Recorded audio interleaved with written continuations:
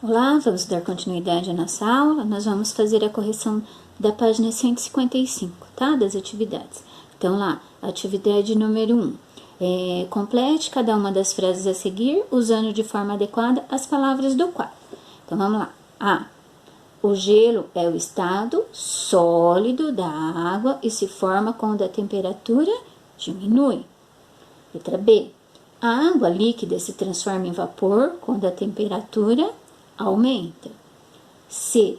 O vapor da água é o estado gasoso da água.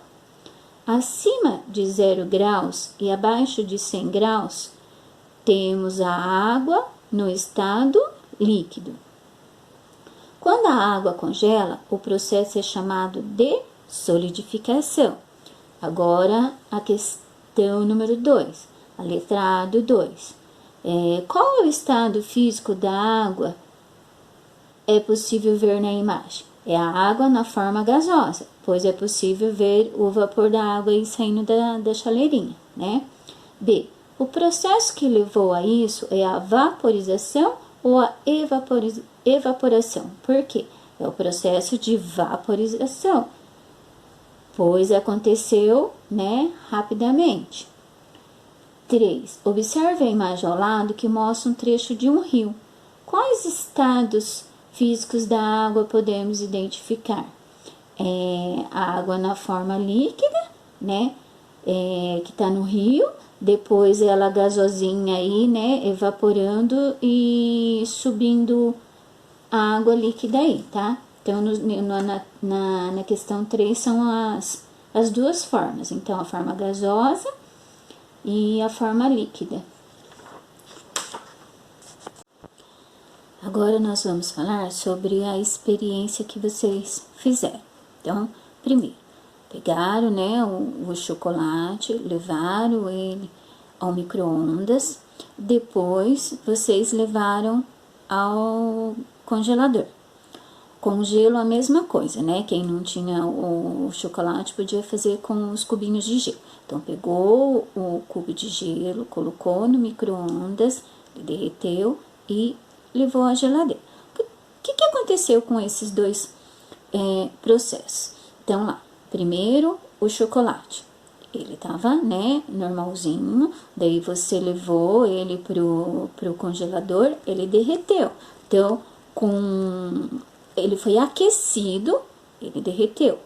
A hora que você levou ele na geladeira, aí ele já sofreu uma temperatura baixa, né? E ele voltou a ser a barrinha de chocolate novamente. Com o gelo, a mesma coisa. Então, você pegou o gelo, colocou ele ao micro-ondas. Então, ele sofreu uma temperatura mais alta, né? Que esquentou, ele derreteu. Você levou ele ao congelador numa temperatura baixa e ele voltou ao ser o cubo de gelo novamente. Agora, com o açúcar.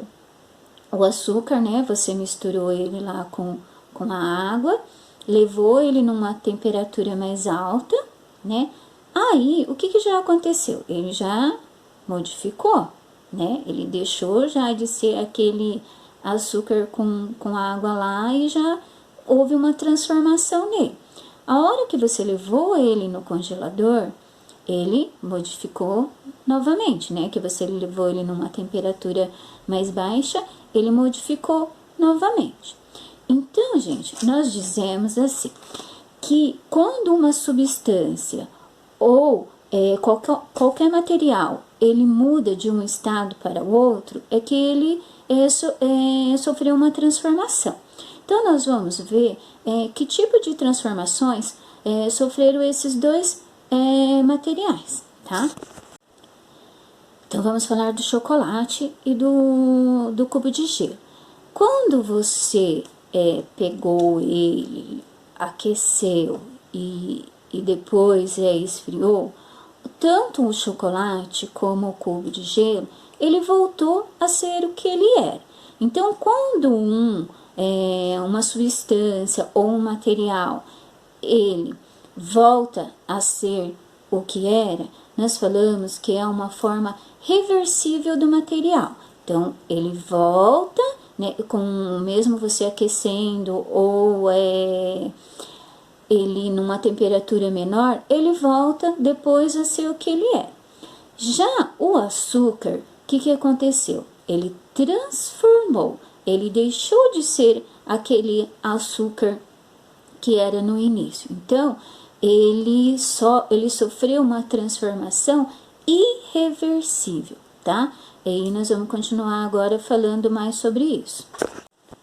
Vamos lá? Página 157. Transformações reversíveis dos materiais. Além da água, muitas outras substâncias também podem sofrer transformações de acordo com as variações de temperatura. O ferro é um exemplo de material que se dilata quando a temperatura aumenta. Por isso, as vigas de ferro dos trilhos por onde passam os trens apresentam pequenos espaços. Esses espaços, chamados de juntas de dilatação, impedem que as vigas de ferro deformem quando aquecidas pelo sol. O concreto usado nas construções também se dilata ao ser aquecido, por isso é necessário deixar espaço entre as placas de concreto para que a superfície não se deforme ao se dilatar. Eu não sei se vocês já tiveram a oportunidade de conhecer, de ver um trilho de trem, né? Então, eles têm esse espacinho entre um trilho e o outro. Então, quando o trem também passa por cima, esse metal, ele tende a dilatar. E quando tá muito calor, né? Quando tá muito quente também, né? O metal, ele tende a dilatar. Não sei se vocês já repararam que no piso da casa da gente tem também um espacinho entre uma peça de piso e o outro. Por quê? Porque também eles tendem a dilatar ou quando tá frio ou quando tá calor, tá bom? Esses dois processos de transformações são transformações reversíveis, porque ele sofre a transformação, depois ele volta ao seu estado normal. Há ainda substâncias que, ao passar por mudança de temperatura, mudam de aspecto, ou seja, têm sua aparência alterada. Isso acontece com alguns metais. Veja, por exemplo, algumas etapas de transformação do ouro, um metal valioso. Então, nas figuras abaixo, o que nós observamos? Que tinha o ouro granuladinho, né? Depois ele sendo fundido e depois ele tomando a forma em barra de ouro. Então, o que é a fundição? Fundição é quando um metal, ele é derretido em temperatura muito alta, né? E depois ele é colocado num molde, um recipiente de uma forma geométrica que a pessoa quer que ele se transforme. Então, o ouro ele pode, né, ser transformado em uma peça de anel, um colar, uma pulseira, e brinco e etc. Só que ele não muda, né, as suas características, ele mudou só a sua aparência, tá? Então, ele sofreu uma transformação reversível. Página 158. Mão na massa. Número 1. Observe essa imagem que mostra um trecho de uma ponte. Agora responda as seguintes perguntas no caderno. Se essa ponte for aquecida pelo calor do sol, sua superfície será deformada? Por quê? Então, observe a ponte, né? Será que com o calor do sol ela vai se deformar? Ela vai mudar a sua forma? Letra B. Você acha que o material dilatado pelo aquecimento, ele volta ao normal quando ele se resfria? Aí, gente, ó, sobre essas questões, na próxima aula, daí eu vou estar comentando. Aí a gente vai ver se as respostas que vocês fizeram estão de acordo ou não. Aí a gente já vai tirando as dúvidas se tiver, tá bom? Agora eu vou dar outros exemplos para vocês. Ó, aqui eu tenho um elastiquinho de dinheiro. Só elastiquinho, gente, o dinheiro eu não tenho. Ó, vou pegar o elastiquinho, vou esticar. Então, eu mudei, eu transformei a maneira que ele está.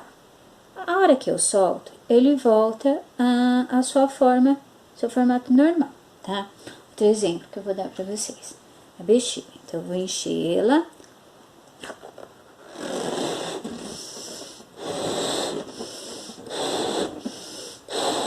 Então, eu transformei, né, a bexiga ao enchê-la de ar. Agora,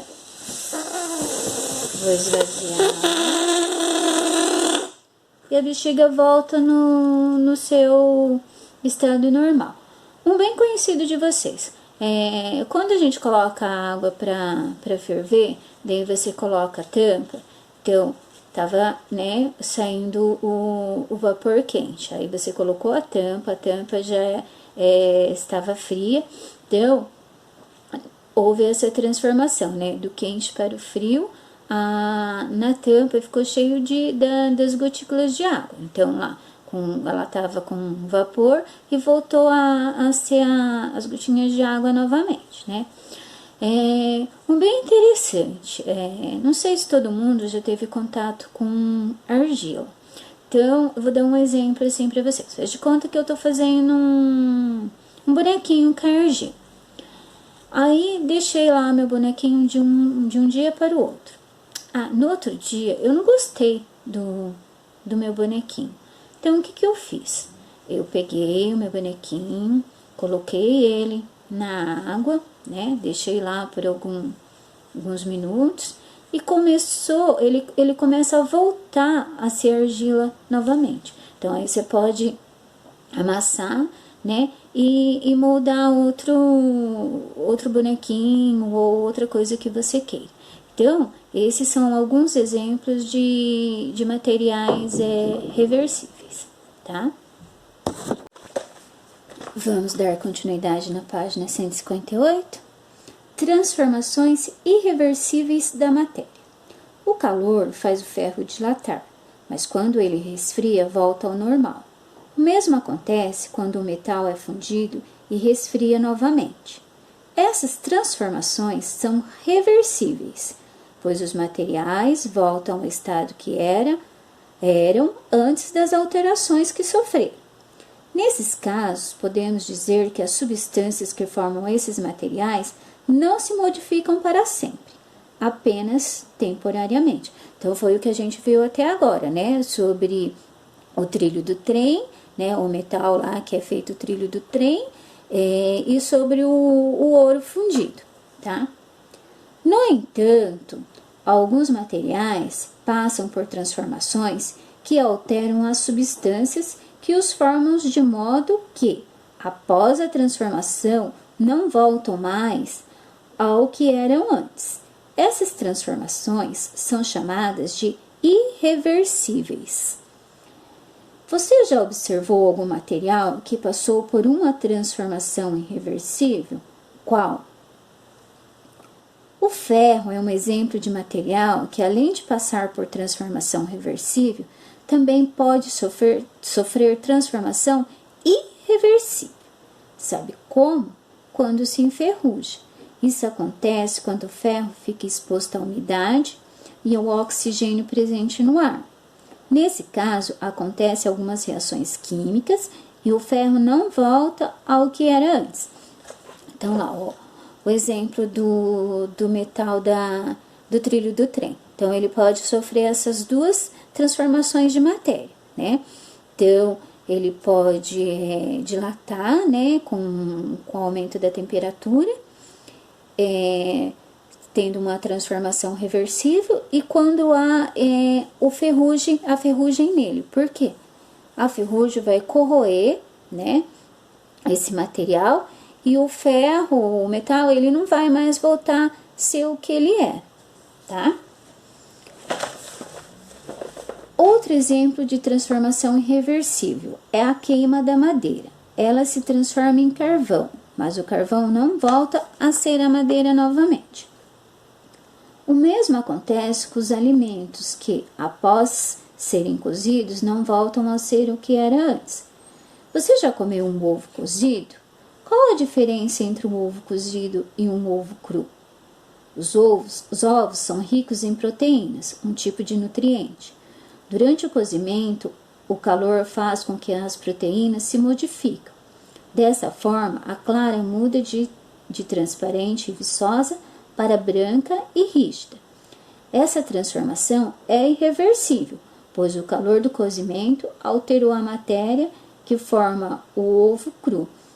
Então, lá, se você pegar o ovo cru, né, a clarinha transparente, a geminha bem, né, consistente, clarinha. A hora que você cozinha ou você frita o ovo, né, então a clara, ela deixa de ser transparente, passa a ficar bem branquinha, firminha, e a gema também, né, além dela mudar, ela muda a cor da gema e a consistência que passa a ser bem firminha, durinha, a clara e a gema, tá? As proteínas são substâncias fundamentais para o nosso organismo. Elas têm funções muito importantes e estão presentes nos músculos, no sangue e em toda a célula. Por isso é preocupante ter febre muito alta, já que as temperaturas elevadas podem alterar as proteínas e, como consequência, algumas funções do nosso corpo. Então, a gente sabe, né, que as proteínas que estão presentes nos alimentos, elas são importantes para o nosso organismo. Só que, vocês viram aqui, né, que a febre alta, ela é perigosa, porque ela pode alterar essas proteínas do nosso corpo, tá? Tanto a transformação que teve na queima da madeira, né, que era madeira e virou carvão, e o ovo cru que virou o ovo cozido, é porque teve uma reação química aí, tá? O que é uma reação química? É quando uma substância, ela reage com a outra e transforma em outra substância.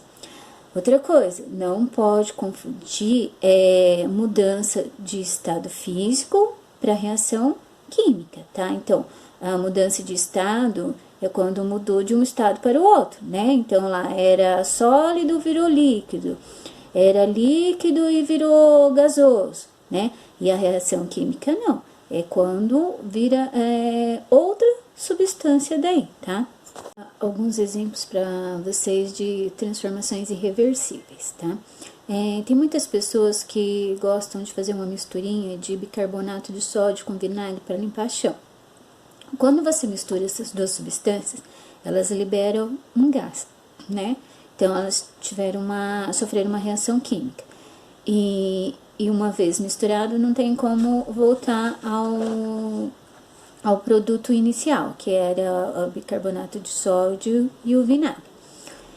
Outro exemplo, o pão mofado, né? O pão mofado, o pão com o tempo, se você deixa ele no armário, ele cria o mofo, que são fungos que se alimentam desse material. Então, não tem mais como o pão voltar ao seu estado normal. Um bem facinho é a pipoca. O milho da pipoca, né? Então, você pega o milho, estado inicial, aí você esquenta, ele vira pipoca. Então, não tem mais depois como a pipoca voltar a ser o milho novamente, tá bom? Agora, vamos lá, página 160. Com a lupa na mão.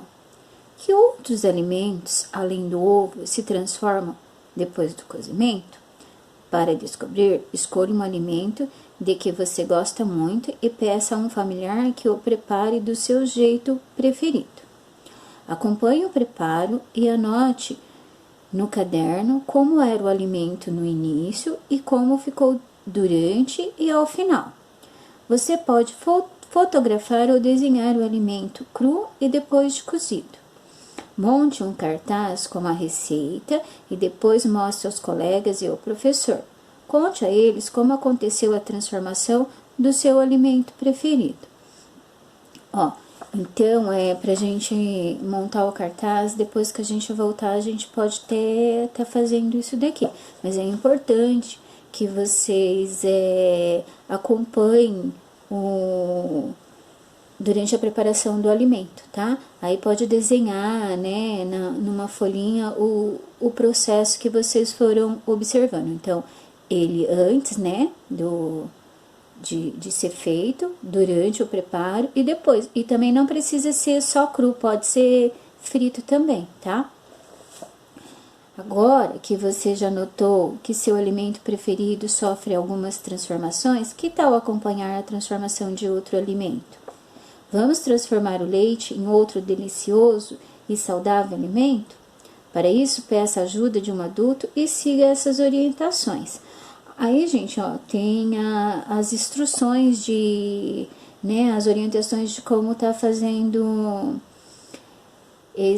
essa experiência. Daí, se vocês também não quiserem fazer com 1 litro, pode ser com meio litro também, tá bom? Aí, na próxima aula, a gente volta a falar sobre as experiências.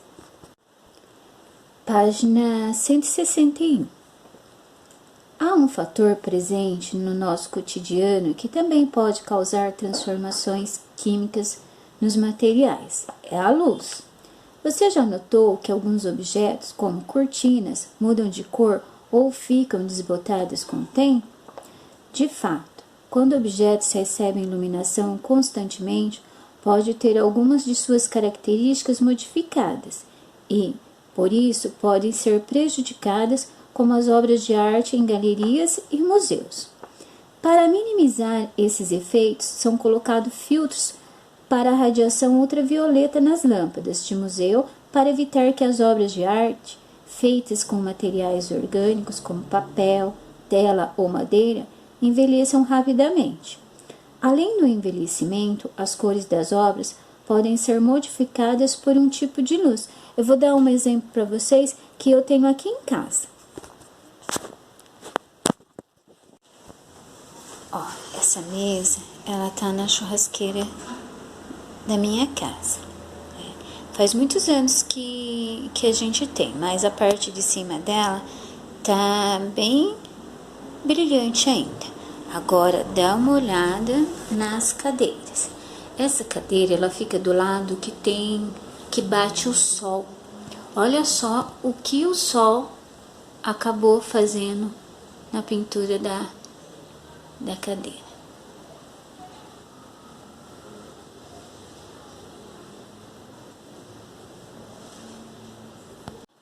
Luz de LED em museus está afetando a cor de obras-primas. Série de girassóis de Van Gogh está lentamente se tornando marrom, como resultado da contínua exposição a esse tipo de iluminação. As renomadas telas estão entre as dezenas de obras que parecem estar mudando de cor, e cientistas agora revelaram que isso vem acontecendo por conta da exposição das peças às luzes de extrema eficiência instaladas em galerias de arte e museus ao redor do mundo. Cientistas descobriram que o pigmento amarelo brilhante, que se destaca em várias obras de arte famosas, torna-se instável sob a luz de LED, e com o tempo ela vai se transformando em um tom de verde amarronzado. O pigmento amarelo brilhante é conhecido como amarelo cromo. Foi usado por artistas do século XIX e é encontrado em importantes obras de Paul Cézanne e Paul Gauguin. Conheça quem é Vicente van Gogh, mais conhecido como Van Gogh. Foi um pintor holandês e é considerado um dos artistas mais importantes dos últimos tempos. Na maior parte dos seus quadros, ele representou paisagens ou frutas e flores, que o encantavam pela beleza das cores realçadas pela luz. Ele também pintou retratos de pessoas conhecidas dele e diversos autorretratos. Um elemento que chama muita atenção em suas obras são as cores vibrantes e pinceladas bastante expressivas que influenciaram a arte moderna. Algumas de suas obras mais notáveis são Noite Estrelada, 12 Girassóis e Quarto em Arles. Em vida, ele vendeu apenas um quadro, intitulado O Vinhedo Vermelho, e foi realmente reconhecido após a sua morte. Van Gogh, ele gostava muito da cor amarela, porque ele achava que ela simbolizava a felicidade, tá? Ele também, gente, pintou 7 telas com girassóis. E 11 de suas telas que ele pintou, ele tinha como destaque o girassol, tá? Não sei se vocês perceberam, mas na nossa escola tem uma releitura do quadro de Os 12 Girassóis, de Van Gogh. E esse trabalho foi feito pela turma do 8º ano do ano passado, tá bom? Agora vocês vão fazer as atividades da página 163. Mão na massa. Questão número 1. Muitos materiais sofrem alterações quando são expostos ao calor. Algumas transformações são reversíveis e outras irreversíveis. Observe as situações a seguir e insira as informações no quadro. Então, lá, produto inicial. Então, é o produtinho que está aí ao lado, né? O processo. Qual o processo que está acontecendo com ele? Produto final. No que esse produto ele foi transformado? E a transformação, se é reversível ou irreversível, tá? Questão número 2. Para cada um dos materiais listados a seguir, indique se a transformação que sofre é reversível ou irreversível. Então, lá, ovo cozido é reversível ou irreversível? Questão número 3. O ferro é um material que pode sofrer transformação reversível e irreversível. Como essas transformações ocorrem? Explique por meio de um esquema. Então, vocês vão fazer essa questão através de um desenho, tá bom? Ou através de um esquema de um mapa conceitual.